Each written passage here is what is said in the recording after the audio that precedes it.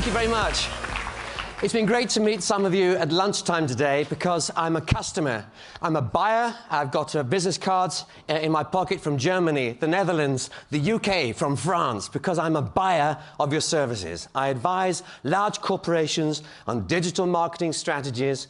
I have commissioned a website for £10 million and built it with 150 people. I'm in that kind of world. I also am a customer because I have my own blog. I have a website. My own blog has had 15 million users. I have had 5.5 million video views on YouTube.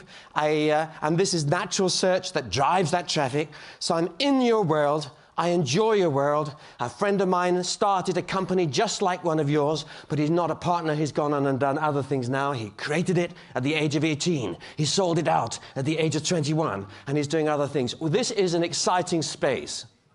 It is an exciting area. But I want to talk to you also about being a customer as a human being. Because actually we haven't heard quite so much about the customer as a human being today. And we need to do that because actually that's what it's all about. I want to put the whole of what you are doing. You are the world experts on digital marketing. I can't possibly tell you anything that you don't know about digital marketing. But what I want to do is to take you on a journey into the future, and in the process of which I believe we will begin to see some things in a new way. So my title really is this: how do we create magic for our customers? Not how do we get them to click through, not how do we get them to buy product, or how do we get them to view pages. Who cares? But how do we create magic? Magic for your corporate customers. I was talking to some of you today. You're telling me that the huge problem is your customers don't get it. Your big corporate customers are stuck in a last century pre-digital time warp, right? And part of your whole job is consulting with them, helping, dragging them into the third millennium. And on the other hand, you've got the customers who are in mobile, multi-channel, omni, whatever, and they're rushing out the door away from all the kind of pay-per-click stuff we've done for so many years. With your buying customer over here, and the people they're trying to reach over there, and you're stuck in the middle somewhere, trying to join them together to make the transition. So it's a challenge. And, you know, I'm not going to rehearse all the things you've heard about today, and you're going to have all kinds of exciting things tomorrow. But my question is this. See, there's one word which will drive the future of your business more than any other. It has driven the last 300 years of human history. This word is more important than economics, more important than innovation, more important than digital, more important than our communication. It's more important than globalization. It's more important than just about anything. What is the single word that will drive the future? Even more important than mobile. You know what, my friends? Even more important than mobile. Let me explain this one word. See, let me tell you a story. I was late for an event. I was due to speak to 2,000 people in the ballroom of a hotel with 27 stories. And of course, I'm stuck at the top. I'm stuck at the top of the 27th story. I'm late for a rehearsal for an event tomorrow. And the lift isn't coming. One's broken. The other doesn't seem to work. And I'm tempted for a nanosecond as I'm stressed out, trying to get through, trying to get down. I'm tempted for a nanosecond to do something totally crazy and to touch that lift button more than once.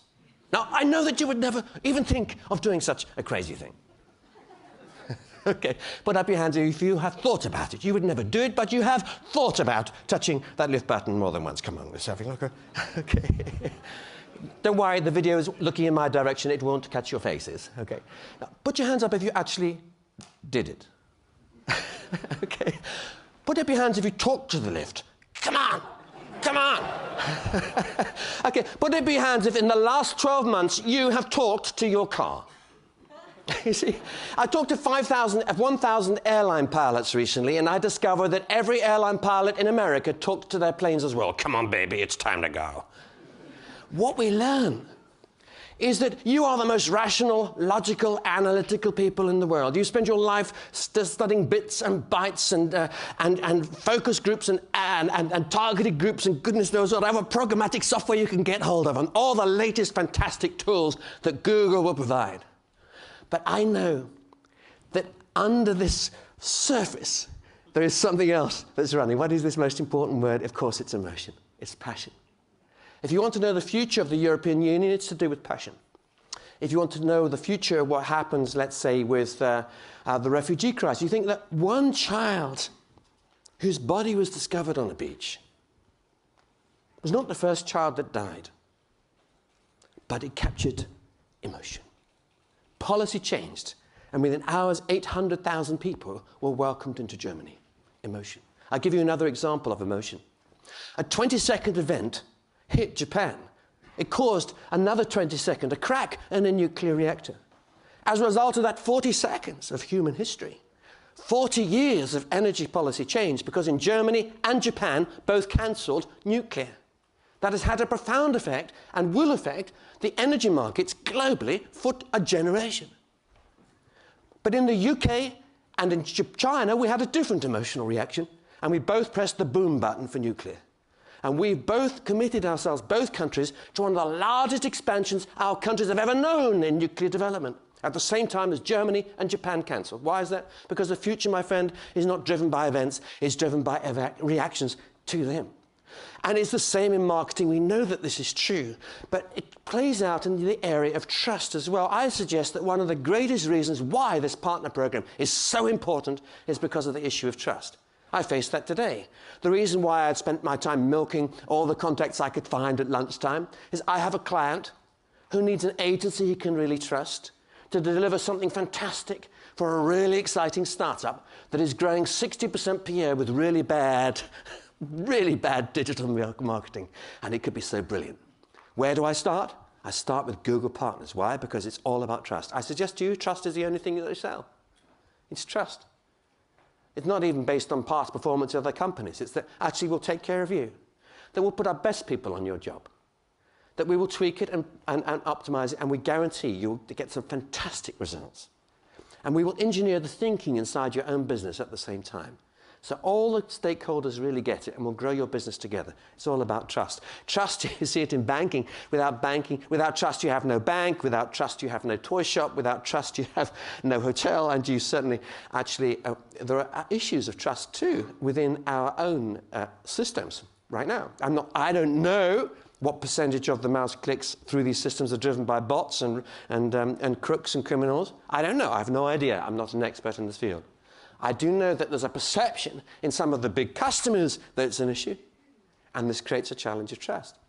Now, the web has made us very impatient, and this is an example of emotion. I want you to imagine last night you flew into Dublin, you were watching a TV program, and for some particular reason you couldn't remember how old Britney Spears was. Okay, so you got out your iPad, you got onto a website, and you pressed the button to load. How many seconds will you wait before you press the back button? Because life's too short to wait for Britney Spears' website to load.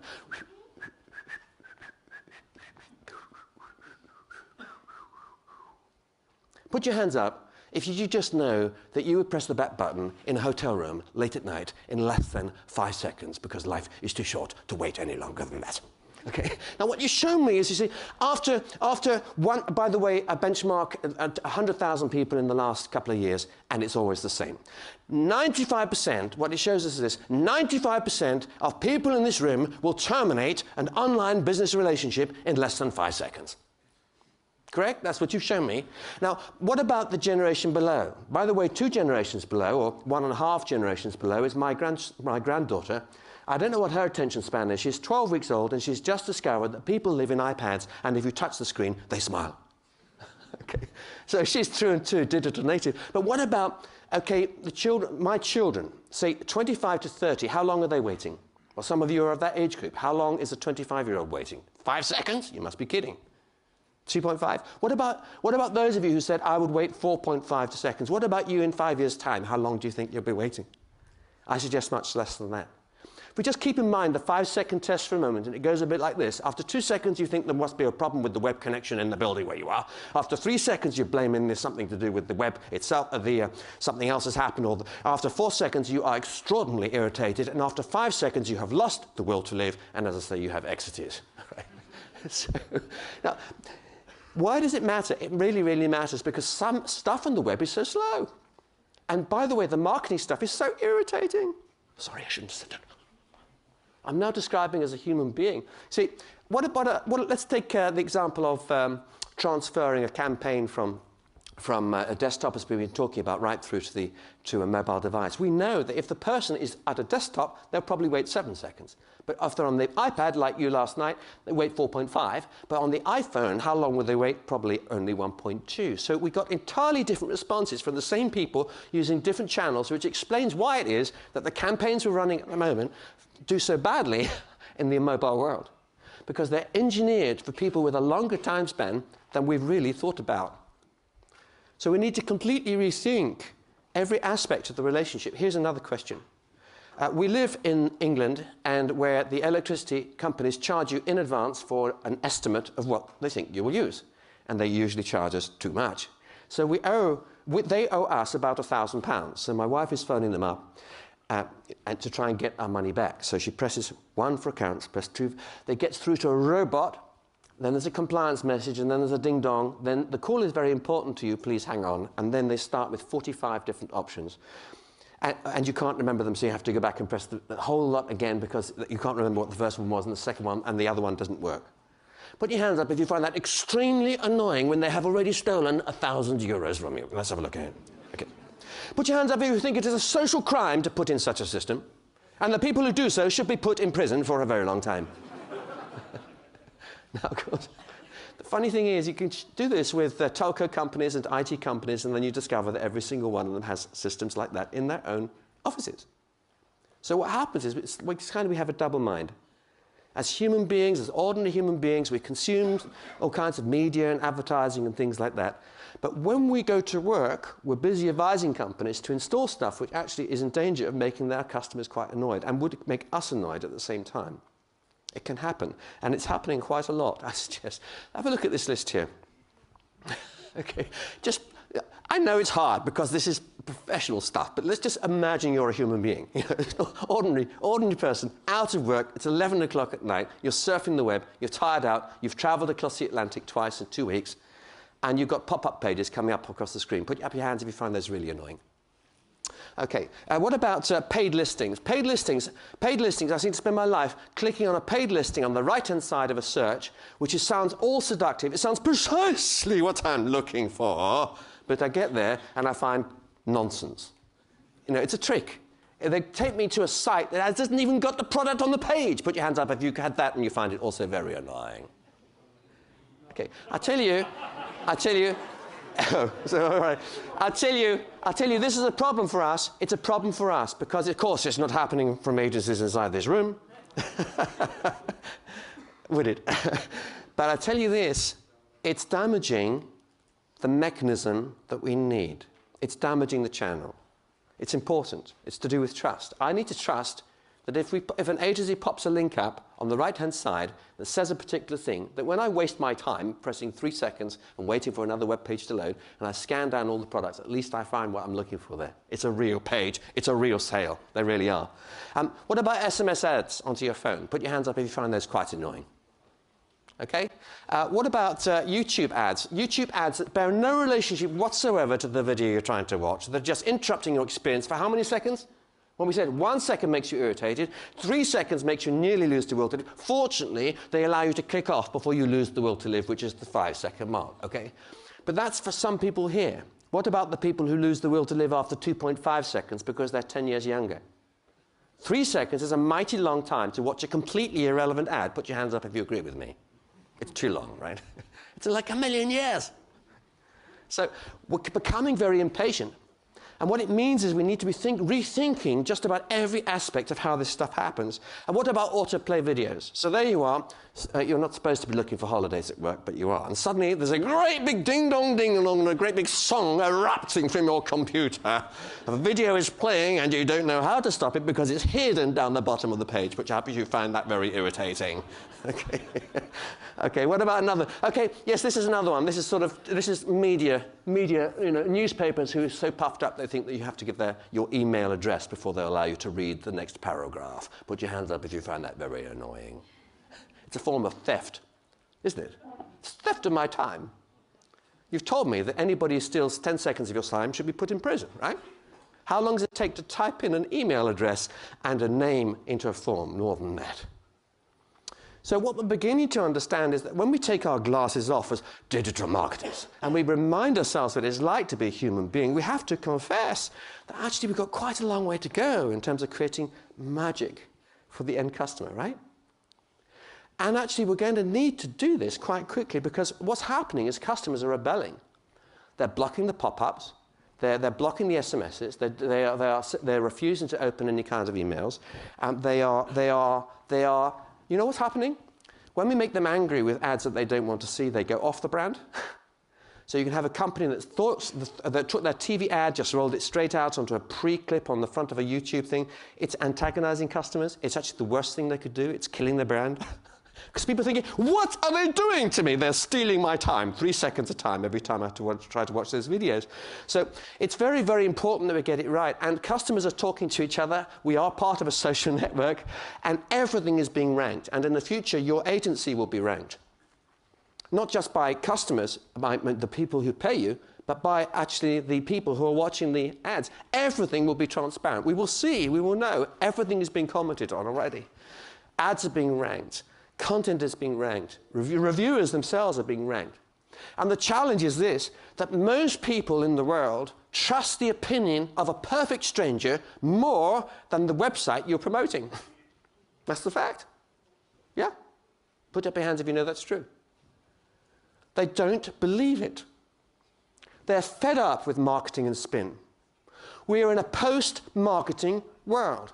Put up your hands if you hate it when people market at you. Come on, show me. Be honest. You know, well, you see, if I was doing this in any other audience, you'd see all the hands going up. We need to listen to this. So we need to move away from the idea of marketing. I'm not sure I'm even comfortable with the word marketing anymore. I don't think it actually works for me.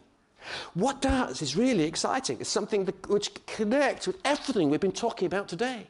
Programmatic campaigns and so on. We're changing from marketing to the conversation. A conversation which is as personal as it would be with someone who's already on social media with whom you're debating. It's talking to customers as they pass through the journey of life. It's about having a one view of that customer relationship, as we heard earlier today. It's about being, as it were, part of their own community, being on the inside track. It's being in a privileged position where actually they're allowing you to know their world so that you can talk to them about things which matter to them at the right time, at the right place, in the right way. We heard today that most bandwidth this video. It's interesting, I've been tweeting to my 42,000 followers during this morning. And I was struggling to keep up with a fantastic presentation on YouTube. Who else was tweeting here doing that? I don't know. So there was one tweet every 2 or 3 seconds to send them out. And straight away I was getting bounce back saying, hey, where do these figures come from? These are unbelievable. I said, from Google itself. Fantastic figures, extraordinary. Changes happening, which I believe are leaving traditional marketing stone dead. We've learned that most bandwidth is video, fine. I suggest to you that the only video ads worth making, if you listen to me carefully on this, you'll understand why, are ads which are perfectly crafted so that as I begin to watch the ad, I don't realize I'm watching the ad. I think I'm watching the real video. Because actually the content is so interesting. I know a video on how to mend your bicycle. The video started playing how to mend your bicycle. It's conveying to me information, something I didn't know. It's engaging me, drawing me through that particular thing and taking me straight to a site to sell bicycles or to get someone to mend it for me or whatever it is. But it's not a bounce back. It's not a brand presentation. It's something that's completely in the message, in the conversation, in the mind, in the mood of the customer itself. Now, we talk a lot about big data, but big data, quite frankly, yes, it's really useful, but almost all the value, my friends, in big data is in the 2% where you'll get perhaps 95% of everything that we actually need. What I'm much more excited about, therefore, is little data, the tiny scrap which yields the crock of gold. And the greatest addition you can bring to your client's thinking is helping to make sense of all the nonsense, to cut right through and to focus down on those most valuable things. But we have to be careful about this. Sometimes the little data is so precise that it could freak our customers out if they really knew what you knew about them. I'll give you an example. I remember advising a big company on building a website, and this is a typical page. Okay, so there you have a cruise being advertised, and you're watching someone typing the stuff in, and there are tools available that can watch every click that's happening, every mouse movement on the screen, without the individual even being aware that the tool has been installed. Because they've clicked to allow all kinds of things when they go onto the site, and it's there. So you're sitting there watching, and I'm watching this person on the screen, and I can see that this person has tried to enter her passport number 14.5 times. She hasn't even pressed the send button on the form. She's on line 5 of a complicated form. She has 85 form entries still to go, poor thing, and she's about to give up. It's what we call struggle. You can see the mouse movements getting slower and slower and slower as you can sense her frustration. Now, the first thing she put in was her name, and the second thing was the mobile phone number. Moral dilemma. Advice, please. She hasn't pressed the send button. She's at her computer at the moment. I can tell she's at home. It's 7:30 in the evening. My mobile phone is here, and hers is there. This sale is worth 5,000 euros. Profit, 1,500 euros, and she's struggling. Put your hands up if you think I should phone her straight away. I've got the number there. Put your hands up if you think, no, Mo, no. You will freak her out. Okay, so we're discovering, therefore, you see, this business of the conversation of life, we have the data already. Much of it is here, but how we use it is really important. And it's all about that most important word which drives the future, which is emotion. It's about trust. It's about relationship. It's about having the permission. It's about her being aware that actually there is someone, he said, if you are happy, we will watch you as you fill in this form, and if you get into trouble, we'll pop up and we might even give you a call.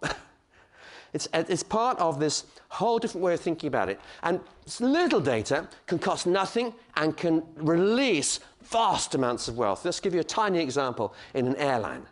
I don't know if you've traveled across the Atlantic recently, but if you go one way from here to the US, my guess is if you're like me, the adrenaline is pumping, you're going to a business meeting, you need what? You need power and web, right?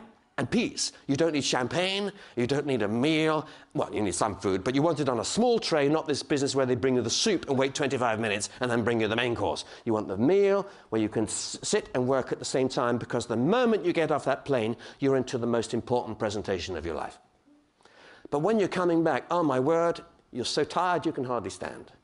72 hours in the US with hardly any sleep, complete jet lag. What do you need? The answer is you want a bed. Do you want a meal? No, it's only a 6-hour flight. I need sleep. You've had the meal already, right? You probably want a glass of champagne, 2 bottles of water, a nice bed, and please don't wake me for breakfast, right? Now, on a plane manifest, there's a printed list with your name on it. What's your name? Anders. So Anders' name would be printed there. And we only need one piece of information, which is completely missing, the most absurdly missing piece of information of the entire system of the airline. We need an O or an I against his name. Why? Because O means incoming, O means outgoing, I means incoming, and we need to know how many hours you've been away, right? And that will tell me, won't it, almost everything I need to know about helping you to have a fantastic, magical experience, right? How much does it cost to write a line of code to do that for British Airways? About 20 minutes of time. Have they done it? No. Why not? I cannot imagine.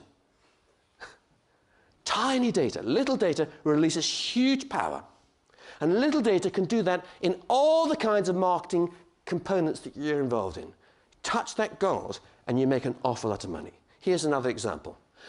I wonder how many times you've been in a restaurant and you've been frustrated because the waiter just won't look in your direction. It's crazy, isn't it? I mean, how much does it cost to train a waiter to just look around and say... he knows, you need the bill, more wine. A good waiter can read 40 or 50 or 60 different people simultaneously at the speed of light every 30 seconds. I'm not joking, you can do it. How much does it cost to train a waiter to use their eyes? 0. What does it release? It turns you into one of the best restaurants in the world. Stuff the food. But it's something about attention to detail. So what I'm saying is that we're only in the first hour of e-commerce. And what we'll need to do is to bring the kind of insights which you're seeing in the physical world right into digital and make it just as personal and as intimate as an environment as that. And, you know, okay, we can talk about the stats and 1.5 trillion traded these days, but you know what? There's still a debate about what we should be measuring. Here's some really good news for you. This single piece of news, I'm sure some of you are already using, but is the single most important way to treble your advertising spend with particular companies overnight. What is it? It's understanding that it's nothing to do with how many new customers or sales you get. The value of the advertising budget comes from something else. The fact that these three individuals are three different people, they have three different numbers attached to them if they buy the same product. And the number is this: it's lifetime customer value. Lifetime customer value. If you've got a customer that's only got one of your corporate customers that's only got a short time scale, talk about three-year lifetime value or 5-year lifetime value. And what it's basically saying is this: okay, so we make a loss on the customer in the first year because we acquire them, but the average customer stays with us for 4 years. Therefore, we look at 4 years' worth of premium, 4 years' worth of profit, the cost of servicing that customer, and that gives us our total 4-year lifetime value. That gives us a much bigger figure, usually, than the marketing departments are willing to think about for acquiring a new customer. And if you can get them to think, even to calculate the true lifetime value, often there's a real breakthrough. Time and time and time again, I've been into a company, it could be a medium-sized or a multinational, and I say to the marketing director, so what's your customer worth? Doesn't know. Knows the first year value, or knows, you know, the first 6 months, or what the first thing is worth. But what's the lifetime relationship worth? How many other products do you sell to the average customer in 4 years? And what if you could improve it? What could if you improve your cross-selling by 50% with our better tools? What if you could turn that customer into a lifetime relationship with some of the personal conversations we're talking about? And that gives us a much, much larger figure, and that gives us maybe 2 or 3 times as much that we can justify spending. And we know that most sales will be online. We know that there's a complete fusion of online and offline. I'm not going to repeat all of that. And we know about micro-moments, with a very important point we heard about this morning. But I would say this, that the largest companies that I work with only see what you're doing as a component in their bigger strategy. And they are really struggling and really need your help to understand how it fits into the rest of the world. I think it's extremely difficult for retailers right now. For a physical retailer who's got big department store costs or chains on the high street, where they've got customers in the high street with the phone, actually sampling their products, getting a 3-hour demo, and at the same time choosing the same product from another competitor next door because Amazon will deliver it tomorrow, which is much too slow. See, the problem with online is it's very slow sometimes for reasons that we'll come to. See, we talk about home delivery. In this country, 1.3 billion packages, sorry, in the UK, there will be 1.3 billion packages delivered to people's homes. The trouble is, they're not there. What's the point of trying to deliver a product to someone's home when they're at work or they're out socializing or whatever? And therefore we've seen as a next step, as we've seen in Germany and across Europe, an explosion of pay and click and collect depots. But actually that's not really the answer either. It's still terribly slow. You've told me that 5 seconds is like 1,000,000 years. So if you're ordering a product to be delivered by click and collect tomorrow morning, that's an extremely long time, which is why warehousing is already looking rather last century. Warehousing and online don't go together very well in a world where 5 seconds is like 1,000,000 years. Pushes us into the Uber world, a world where perhaps, I'll give you a practical example. I'm running to do a speaking engagement. I've run out of the last speaking engagement, and I know that there's a problem with my power cable. I'm running back to the airport to catch another flight to go straight into another event. Yes, I'm signaling ahead that my power cable is broken, but actually, I'm also using Google. On Google, I found Apple. Apple, I've ordered the product. I've pressed the button, and an Uber car has just been dispatched. The Apple person has already packaged the product up. He can see the Uber car can see the Apple person, and they connect each other. He hands it over to the person in Uber doesn't even get out of the car. He hands to the person to the Uber car. Actually, it isn't an Uber car. Uber cars are too slow. It's an Uber motorbike. The Uber motorbike can also see me, can see my phone, and is chasing me down the motorway to Dublin Airport. Overtakes me. flags us down at the next junction, window winds down, says, Uber here, here's your power supply. I say, thank you so much. You've saved my life. Goodbye. Have a good day. Uber charges my account straight away. Apple's got the thing, and it's the end of warehousing. So why do we need Amazon warehousing? We don't. It's too slow. And so we're going to see an explosion. It's already starting, an explosion of 1 hour delivery, 2 hour delivery through networks like all the pieces are in place already from the companies I've just mentioned and others that will be starting up to fill this space. An explosion of organizations looking to fulfill your retail desires in less than 1 hour to wherever you are, because the idea of delivering at home or to the office is so last century in a mobile world. The most important thing, if you want to know how the customer feels, is to know where they are. The most important piece of little data, in fact, or just about the first piece to start with, is to know where they are. If you don't know where the person is, forget it. How can you possibly market to them? I mean, you say, maybe you think I'm exaggerating, but I'm seriously not. Location is extremely important. At the moment, the phone company knows I'm in Google. They know I arrived in Google by plane. Why is that? Well, either the phone company or Google itself or iPhone or someone knows because they see my diary. It's all in the cloud, and I've given permissions for it to be seen. So they saw that I've come here. They know that I lecture, and they know my flight out. They know the flight out. They know what time my taxi's coming. And actually, if anyone's got any intuitive sense, there's one time of the day they will market to me today, which is when? Not at home when I get home, but on the way to the airport after today's business is over, right? Yeah? I will be uniquely receptive at that time. Why? I'll be winding down. I'm open to anything. I'm vulnerable. Tell me about a holiday. Tell me something interesting. Tell me something I can spend money on. But try to communicate with me now or at lunch break would have been suicidal. What a waste of time. Interrupting my life. So location is absolutely critical. And I know you've heard that a million times before, but it really, really, really is true. And it's all part of the wearable world and just about everything to do with biometrics as well. Now, here's a fascinating thing. You may think that the way in which things are paid for doesn't matter to you. Actually, I think it's all part of this picture, this environment in which our whole world is transitioning. So here's an interesting thing for me. So I work with a lot of telcos, and when I show them this graph, the room goes really quiet when I show it to the board of a telco. And when I show it to the board of a global bank, the same.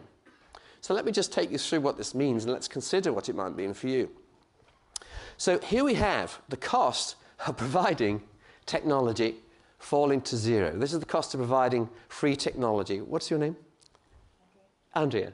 So let's imagine that we're going to make Andrea an amazing offer. We're going to say, Andrea, we're going to give you an iPhone, iPad, whatever you want, the latest Samsung device. We're going to give you, actually, I'll tell you what, I'll give you one of those that he's using there as well. I'll give you a free portable. I'll replace all the technology every 18 months. I'm going to give you unlimited video calls, unlimited bandwidth. I'm going to give you the biggest video package you could ever conceivably watch in 100 million years. All for free. I'll tell you what, I'll give you a second phone as well, so you can use in the family. And you say, well, what's the catch? Well, this is the catch, and it really is free. Because you see, the cost of providing all this stuff is falling towards zero. And actually, as we've discovered, nearly all the cost in terms of bandwidth is one word. One thing, which is the telcos are transmitting these days. See, the telcos, by accident, have become simply a video company. They fell into it by mistake.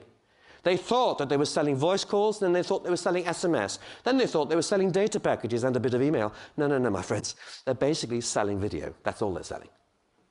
You've seen the statistics already. 65%, was it 68% of all bandwidth in many, many parts of the world, especially in the European Union, will be video by 2017. What was it, 90% or 80% by 2019? And a big chunk of that is YouTube. 30, 40, 50% maybe YouTube alone. Whoa.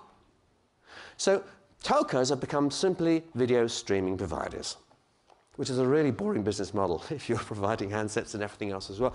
So here's the telco. The cost of providing all this stuff falling towards zero, but at the same time, the revenue that comes from capturing every business transaction or every financial transaction is going through the roof. Because we have all the biometrics there, we have more secure technology already in your pocket than any bank branch could ever possess. So the most secure way for a bank to transact is to use a mobile device. With me so far? So at this point, you start saying, okay, I'll tell you what we'll do, Andrea. If you're willing to empty, I'm not asking you today, but if you're willing to empty your handbag or your wallet or whatever it is, just take out all the pieces of plastic and just choose one. Keep one, which is an emergency, and we'll let you use it for 500 euros a month for just to keep you going if, I don't know, your phone battery dies or it gets stolen or something. But we really want to see everything going through our devices, our platforms, our technologies. And if we do that, we can do other things as well. You see, not only will we then be able to offer you things like insurance or pre-approved loans, or we could pre-approve you for 100,000 euros of stuff already pre-insured. We could. And we start to get all kinds of things. But the most important things, because we're fusing the telco and the bank, we know where you are. We know how you think. We know who your friends are. And what's more, we are your trusted advisor on your journey of life, because that's what this is all about. We don't want you to come into this unless you're happy for me and my team to know something about you. And Andrew might well say, well, yeah, but what about privacy? And I'd say, yes, that's fine. Turn it off whenever you want. Go onto private browsing whenever you want. That's absolutely fine. Turn off your location wherever you want. There's just a button to do it. That's absolutely fine. But the more you are willing to leave it open, the better the conversations will be. And we'll basically protect you from all marketing. I mean, marketing is dead. It's such a last century idea. What we're basically doing is that we will be your concierge for marketing. So we will basically guide you on your journey of life. We know the kind of things you're interested in, and we will bring stuff to you, whether it's on the web pages, whether it's through SMS, or however you like to be communicated with, actually. And we just think of the intelligence that we would have about my life or Andrew's life into those circumstances. Now, when I show this kind of graph, by the way, it's the complete end of telco, traditional telco. I mean, how can you sell another contract? You can't sell airtime or SMSs or data per minutes or whatever. So who owns the customer relationship is my question. Who will own this customer? And by the way, when will it happen? The room goes very quiet when I show this graph, because everybody recognizes, every bank and every telco in the world recognizes this day will come. It's only a question of timing. And by the way, most debates about the future are not about what's going to happen. That's usually obvious. Like the world's going mobile. It's obvious. It's simply a question of timing and impact. So let's come back to this question here. I want you to give some advice to my telco and banking clients. By what year do you think that banks and telcos will find their way to fuse these kind of packages together and will be making it difficult to buy, in some places, difficult to buy a smartphone anymore because they're basically all free? When do you think this will start to happen? When do you think the first sort of telco banks, it could be someone like American Express and Google and the Bank of Ireland, whoever it is, but AIB, who do you think, when do you think that would happen? Put your hands up if you think that could happen in the next 10 years somewhere. 10 years. In the next 10 years, show me quite clearly. Put your hands up if you think it could happen somewhere in the next 5. My friends, it's already here. It's already here. I'm just telling you history. So the big question is, at what scale, at what impact will there be? And I suggest quite profound. Now I want to ask you another question. Is who do you think will own that customer? Who will own the relationship with you, Andrew? Will it be the bank? See, the bank normally sees nothing. They only see history. They only see where you were yesterday. They only see the cash that came out of the ATM this morning on the way here. They have no idea what you're doing now. They have no idea what you're thinking about. Now, whoever controls the browser knows quite a lot about you. Whoever controls your cloud, if you've allowed them permission to see, knows a lot about you. The handset provider might know a bit about you. But who do you think will own the customer? And I don't know the answer to that. It will depend on who the dominant element is in that particular partnership. And it may be that everybody owns the customer in that consortium. But it's a really, really important question. I'll tell you why. Because if you are right, and this is an inevitable process, and it's going to happen within your lifetime, in the next 50 years, and actually could be here already in some respects, if we're right, then it will profoundly change the whole nature of the way in which we talk to customers. So we're back to this business I said at the beginning, which is that marketing, just good old-fashioned shouting at people, is looking really last century. And that's the whole message we've had today. It's being smarter, is using every piece of technology, every piece of insight we have to engineer a conversation that appears so natural, so unforced, that the person has no idea how much intelligence was behind the fact that that particular ad appeared at that very moment. But it just seemed almost intuitive, almost spooky, and then we need to be quite careful that we don't spook people out too much, and that's the great dilemma. So, and that was why the relationship and permissions will be so important. Because I know that if you were to reveal as much as you know about your customers already, it would spook some of them out. I remember my wife does it searching, and sometimes she'll say, whoa, that was spooky. Whoa, that was spooky. How did they know that? Why? Because she's changed device, she's changed country, and she was using someone else's computer, and suddenly up pops an advert for the very same holiday cottage that she was looking at 3 weeks ago at a similar time of day and in a similar frame of mind. But she hadn't yet typed into the search engine holidays. But somehow the system knew. So that's the genius that we have. And I think it's amazing the kind of engines and intelligence that's being built right here in this room. And if there's one message, it's this, that we can't do it alone. This is stuff we need to work in together. And it depends on excellence. It depends on reputation and building trust, which is why the partner program is so brilliant. And in conclusion, then, I'd say, as we draw the whole day's messages together, it's this: we can expect radical changes to digital marketing. Why? Because human beings that we're marketing to are changing themselves. And it's not just that they're becoming impatient, but the whole way in which they're thinking and feeling about life is changing. Connecting with the emotions of people is becoming the #1 gift and skill. It's not just the data.